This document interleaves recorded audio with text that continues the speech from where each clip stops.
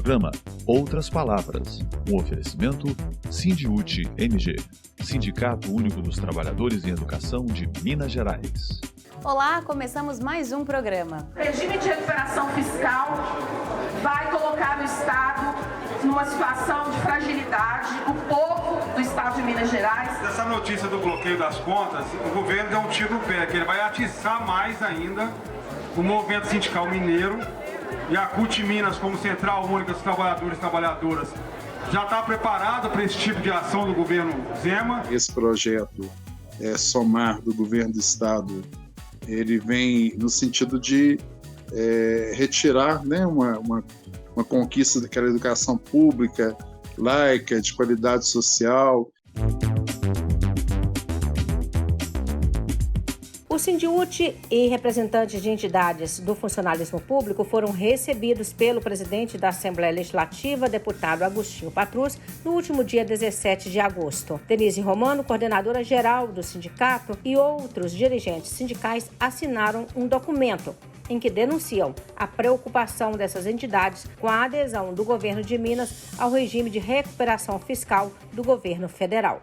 Nós viemos aqui hoje para dizer do nosso apoio ao posicionamento da Assembleia Legislativa, conforme toda a luta que foi feita contra o regime de recuperação fiscal. O governo de Minas atropelou a Assembleia Legislativa, fez uma confusão de poderes e disse na peça que não houve discussão e que a Assembleia se omitiu. Nós do sindicato fizemos a luta política, nós fizemos as greves, as manifestações, as ações que nos cabem, a Assembleia fez o papel dela. Quem não quis negociar foi o governo de Minas. O governo de Minas, assim como fez com o reajuste dos servidores públicos, assim como fez com o piso salarial, o reajuste que nos é devido do piso salarial, recorre ao Poder Judiciário porque não tem competência para negociar com os sindicatos, com a categoria e com os sindicatos que representam o funcionalismo público do Estado de Minas Gerais. Nós do Sindiúti ingressamos com um pedido de amicus curiae no processo no Supremo Tribunal Federal.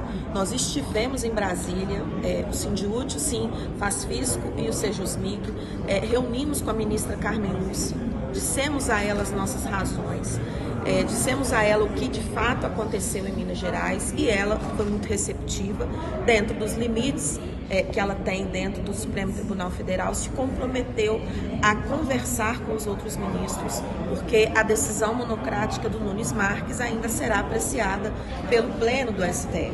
E a nossa expectativa é de modificar essa decisão para que Minas Gerais tenha outra alternativa à questão fiscal, que não a adesão a um regime que vai sacrificar profundamente a educação, a saúde, a prestação de serviço de todos os setores para a população mais pobre, para a população que precisa. Nunca na nossa história aconteceu isso, né, da gente ter esse tipo de divergência, da Assembleia ter um posicionamento e o governador não aceitar esse posicionamento da Assembleia. A gente fica muito preocupado com esse tipo de posicionamento do governo Zema. Não conseguem passar isso de forma democrática e tentam passar isso de forma atropelada. Sobre o regime de recuperação fiscal, o deputado Agostinho Patrus disse que a Casa fez o seu papel e que jamais foi omissa. Nós estamos já trabalhando, estudando com a parte jurídica da Casa, as posições que nós tomaremos. Nós vamos também a Brasília para poder levar o nosso posicionamento e a defesa da Casa nesse sentido.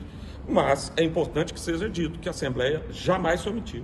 A Assembleia votou o artigo 23 e o governador o sancionou. A Assembleia se preocupa com essas questões, assim como se preocupou com a Lei Candir, né? Foram levantados passivos de 135 bilhões. Infelizmente, o governador Zema fez um acordo por 8 para ser pago em 30 anos. Isso é importante ser dito na imprensa mineira.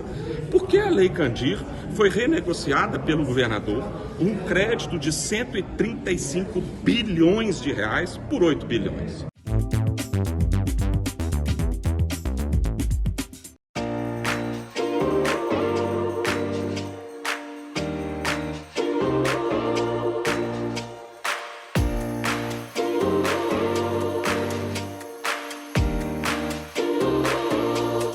De 9 a 11 de setembro próximo, acontece em Contagem, na região metropolitana de Belo Horizonte, o Congresso do Sindiúti.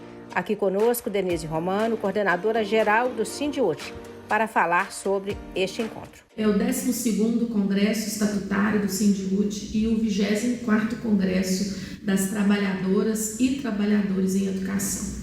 Nosso congresso em 2022 vai homenagear a nossa querida Rosalba Magalhães, foi a primeira presidenta do Sindiúti, que nos deixou no ano de 2020. O congresso tem como tema humanização e resistência e o combate à mercantilização da educação em Minas Gerais.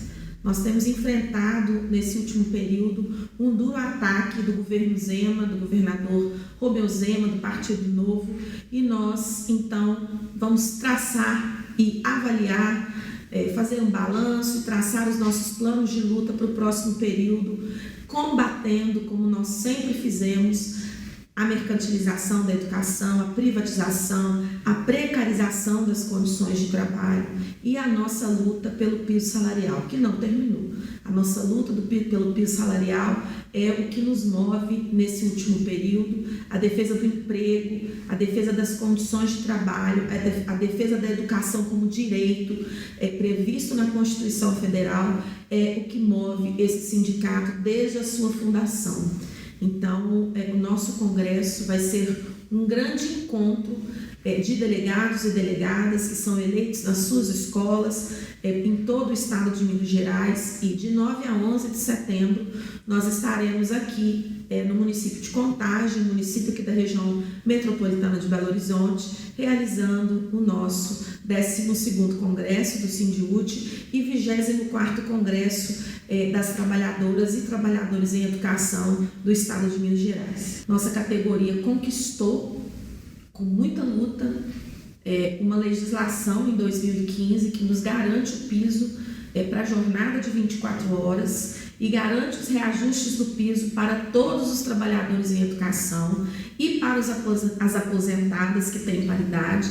E o governo Zema, desde seu início, vem numa escalada de ataques que culminou agora, recentemente, com uma decisão liminar no Tribunal de Justiça que suspendeu os efeitos da Lei 21.710. Então, esse é o primeiro ataque que é fundamental, que tem sido desferido contra a nossa categoria durante esse período, esse último período.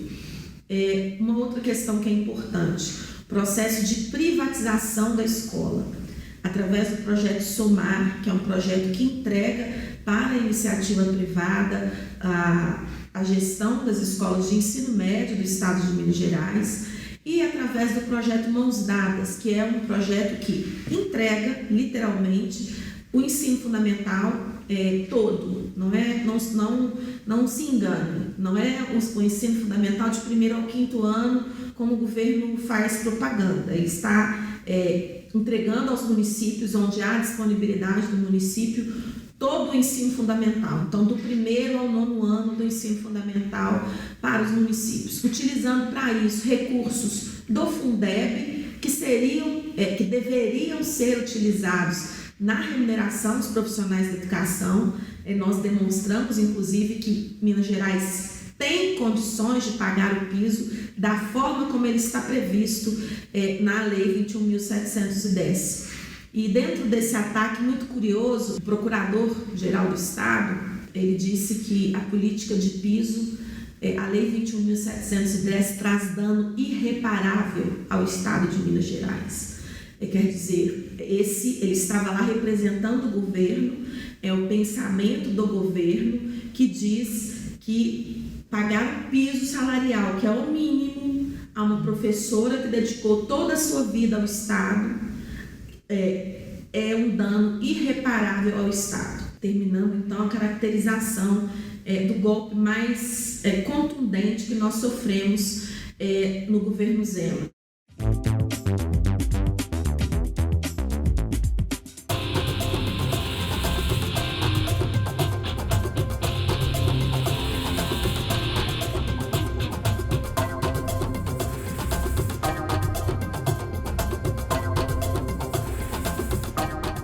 O Sindiúti, a CUT Minas e vários sindicatos que representam o funcionalismo público realizaram uma manifestação na cidade administrativa em Belo Horizonte no último dia 5 de agosto contra o regime de recuperação fiscal. Acompanhe agora alguns dos principais momentos desta manifestação. Nós fizemos uma bonita construção com os sindicatos do funcionalismo, junto com a nossa Central Única das Trabalhadoras e dos Trabalhadores, para que nós estivéssemos aqui hoje com uma representação de todos os sindicatos, da maioria deles, dos sindicatos que representam o funcionalismo público estadual.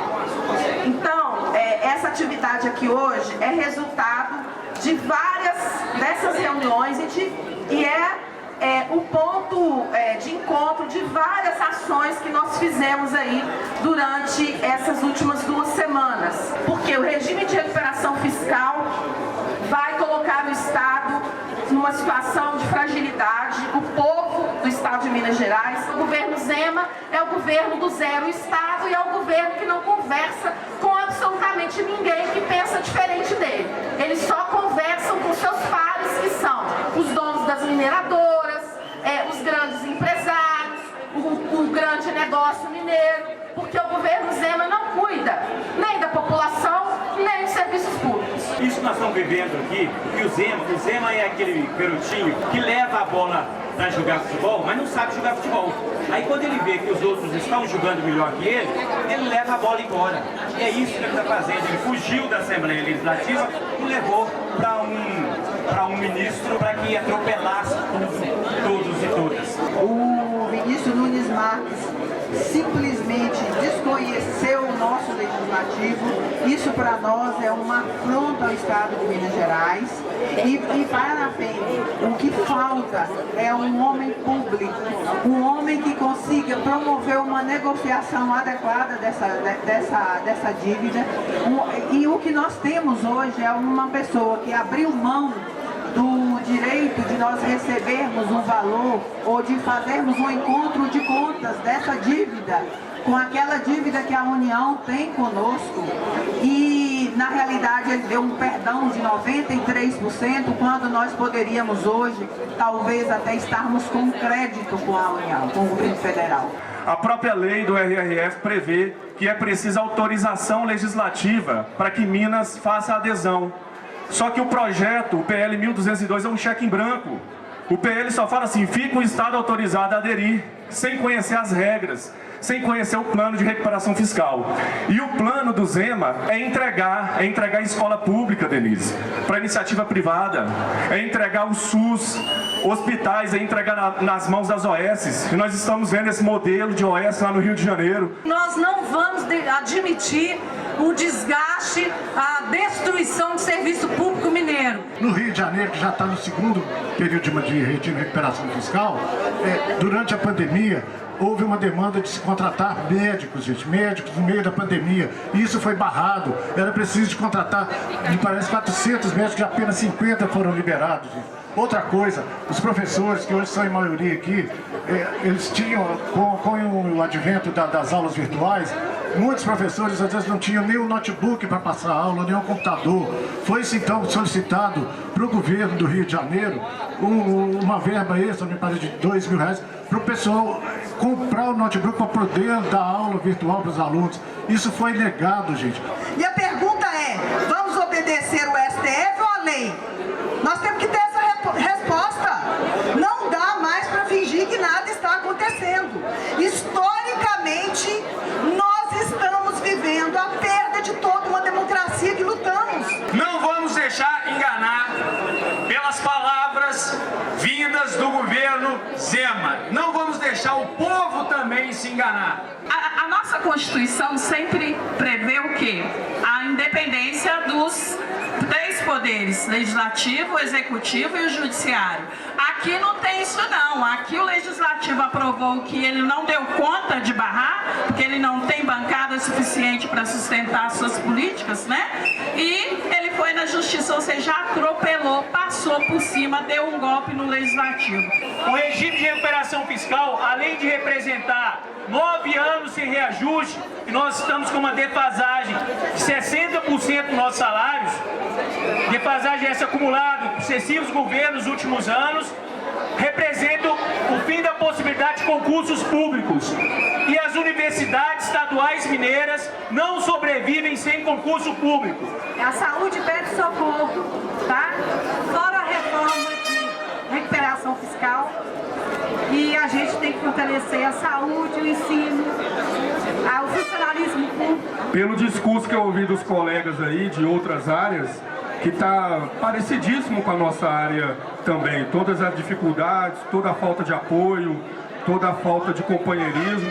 Então o sindicato está aqui para rechaçar, é contra o regime de recuperação fiscal. Não precisa de fazer essa adesão ao regime de recuperação fiscal para colocar Minas nos trilhos, tem outros meios. Se vocês não existissem, a nossa qualidade de vida no sistema do SUS, na educação, não seria a mesma. Nós temos que defender aquilo que historicamente nós construímos. Ele é um verdadeiro homem invisível.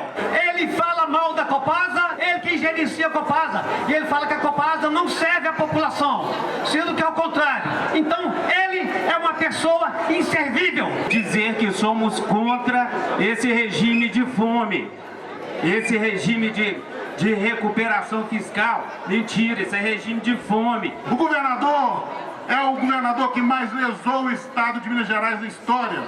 Por quê? Nós tínhamos um crédito, gente, de 135, não é mil não, viu, Denise? É bilhões. 135 bilhões da Lei Candir. Você imagina você ter um crédito de 135 bilhões e dizer assim, não, eu vou te dar 95% de desconto, você me paga o restante em não sei quantas parcelas. Eu queria ver o empresário Romeu Zema Neto, do Grupo Zema, dizer assim pro credor dele, não, eu vou te perdoar 95%, ainda vou parcelar. Vocês acreditam que o empresário Romeu Zema Neto faria isso?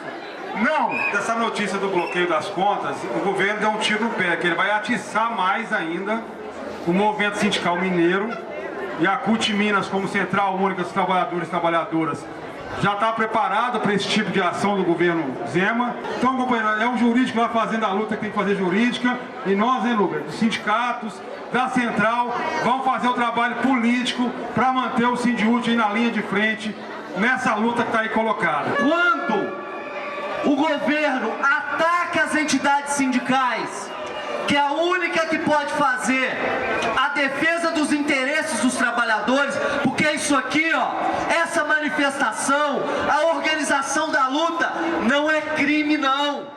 Ninguém tem que ser punido por lutar pelos seus direitos. Quem luta? Quem luta? Quem luta?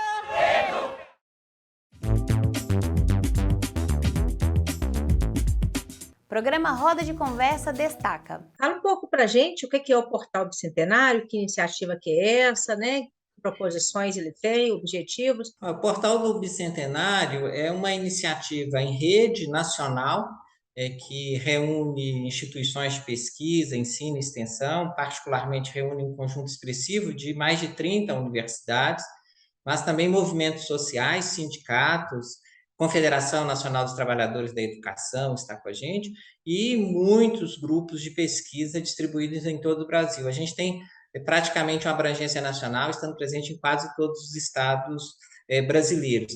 A proposta é produzir, editar, fazer curadoria de conteúdos sobre os 200 anos da independência, junto com as professoras, os professores e demais profissionais da educação básica brasileira. A ideia é aproveitar o mote, né, aproveitar a ideia da efeméride dos 200 anos para fazer uma grande discussão sobre o Brasil. Ou seja, a gente quer, claro, celebrar, discutir, comemorar, debater sobre os 200 anos da independência, mas, ao mesmo tempo, junto com isso, discutindo os projetos de futuro, né? Ou seja, que Brasil é esse que nós estamos, neste momento, parindo? É um portal de todos os Brasis, para todos os povos, todas as pessoas que habitam todos esses nossos territórios. Portanto, é descentrar a própria narrativa da história do Brasil e do futuro do Brasil, discussões sobre os projetos de futuro, do eixo, por exemplo, Rio-São Paulo, ou do eixo Sudeste, se preferir. Ou seja, é preciso incorporar outros sujeitos, inclusive outros datas significativas em outros territórios, né? Então, a gente sempre brinca seriamente, falando, a primeira fase do portal vai até 2 de julho de 2023. Por que 2 de julho? Porque 2 de julho é o dia da independência na Bahia. Então, a independência na Bahia, a discussão toda, a comemoração não é feita esse ano, é o ano que vem. Então, a ideia, nós vamos... Esse é um modo de incorporar os vários territórios. A outra, talvez um exemplo também muito concreto, o ano passado nós fizemos 26 horas de transmissão ao vivo no portal do Bicentenário, né? Começamos com um programa de rádio na segunda-feira, o ano passado foi segunda-feira, né? O dia 6, às 20 horas, a Rádio UFMG, e terminamos às 22 horas do outro dia, fazendo 26 horas de transmissão ao vivo. Nessas 26 horas, nós tivemos a participação população negra, população dos povos indígenas, população cigana, e tivemos uma abertura lindíssima, por exemplo, no dia 7 de setembro do ano passado, foi uma alvorada com o Grito dos Excluídos, que é um parceiro também importante do nosso trabalho, do próprio portal, mostrando aí esse enraizamento, digamos assim, essa capilaridade do portal em muitos territórios e com sujeitos que se dispõem a pensar e, de certa forma, sonhar com um Brasil diferente desse que a gente tem, um Brasil que não tenha desigualdade, que não tenha homofobia, que não tenha racismo, né, que tenha democracia. Portanto, é um Brasil muito diferente desse que tem sido defendido sistematicamente por várias autoridades brasileiras e mineiras nesses últimos anos, né? Eu queria escutar um pouco de você, uma reflexão, como que o portal tem debatido isso, né, desse resgate da educação como serviço público. O portal tem atuado, e acho que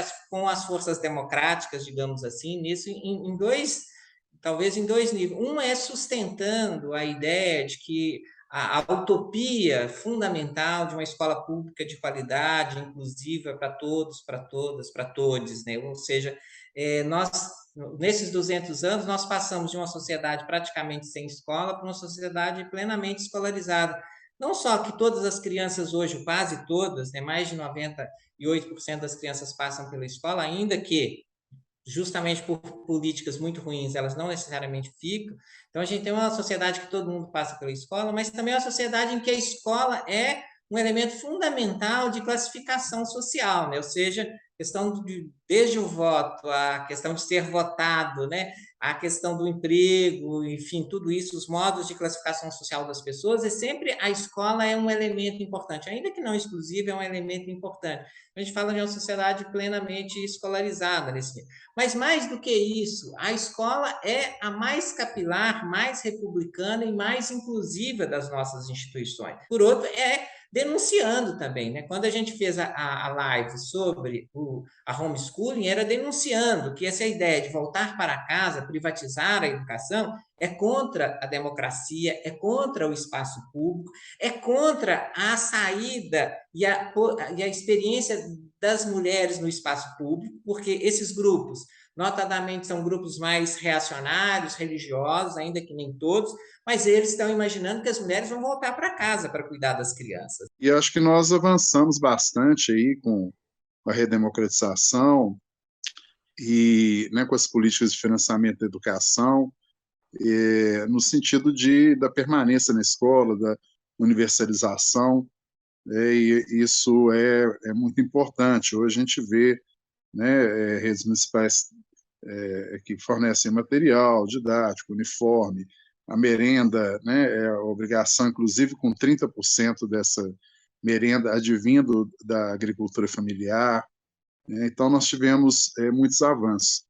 E nós temos aí vários ataques no sentido de reverter esses avanços, né? Talvez a homeschooling seja um deles, com certeza, porque eu acredito que numa ponta você vai ter aqueles que têm, né, um ensino privado, mas um caráter mais fundamentalista, né, e de outro vai ter uma permissão, né, para que as crianças cabulem a escola, né, para que seja oficializado matar a aula, e essas crianças pobres muitas vezes vão ser linha auxiliar do trabalho do pai, né, ou ajudar no trabalho não remunerado da mãe dentro de casa, ou, né, pequenos bicos. Então, é uma regressão muito grande, né? Nós tivemos aí uma demonstração que quando o Estado, em todas as suas esferas, né, mais precisava de investir para que tivesse uma educação emergencial à distância, né? Nós tivemos aí várias pessoas também, várias crianças, adolescentes foram privados da educação e da escola, que naquele momento, né, há pouco tempo, só poderia se dar de forma remota, né, infelizmente. E as organizações sociais são, de certa forma, né, esse projeto SOMAR do governo do Estado, ele vem no sentido de retirar, né, uma conquista daquele Estado, daquela educação pública, laica, de qualidade social, né, qual a educação que está sendo ofertada, né? Nós temos aí até mesmo atraso no pagamento dos trabalhadores dessas escolas, que não são trabalhadores públicos, né? E nós temos também, né, a questão aí dos mãos dadas, né, que tem o SOMAR da UES, na rede de ensino médio, mãos dadas, que é a prefeiturização, né, do ensino fundamental. A gente não pode nem dizer municipalização, né? Muitos desses municípios não têm carreira, não têm concurso público, não tem sequer recurso para manter essa educação.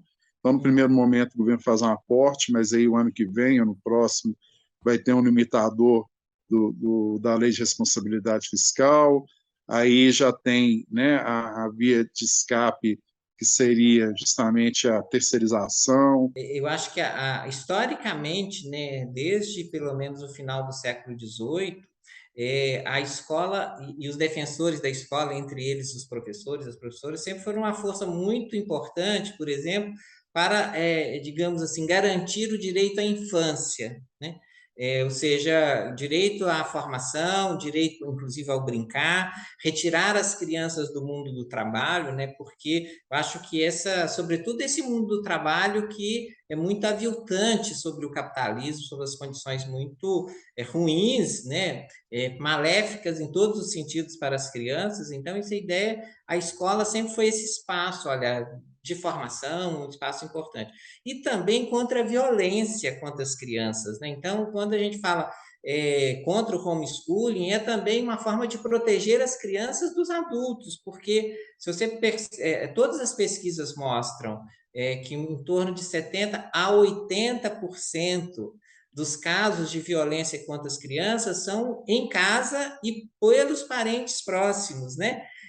A escola é um lugar fundamental de detecção e de denúncia dos maus tratos às crianças e adolescentes até. Então, garantir a presença das crianças na escola é garantir para elas também o direito à infância e uma infância sem violência, sem maus tratos, né? Então, essa é uma dimensão importante que a gente nunca deveria esquecer para defender a escola, né? Porque defender a escola, muitas vezes, é defender a infância, o direito à infância, direito das crianças a terem uma infância, direito das crianças a não serem maltratadas, serem violentadas e etc. Né? Então, acho que é uma coisa importante de se lembrar. Estava aí, à medida que você foi falando, estou agregando aqui novos argumentos, porque que a gente tem que ser contra o homeschooling como política pública, né? E, portanto, a ideia de que a escola pública é a escola de todos nós, de todo mundo, e que, portanto, é o esteio da democracia, né? É impensável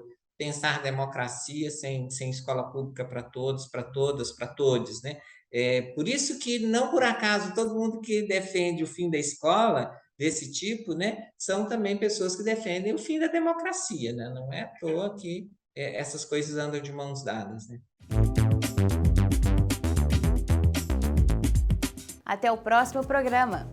Vem aí o 12º Congresso do Sindiúti e 24º Congresso das Trabalhadoras e dos Trabalhadores em Educação. Eleição e inscrição de delegadas e delegados até o dia 31 de agosto de 2022. Acompanhe mais informações pelo site do Sindiúti, www.sindutmg.org.br.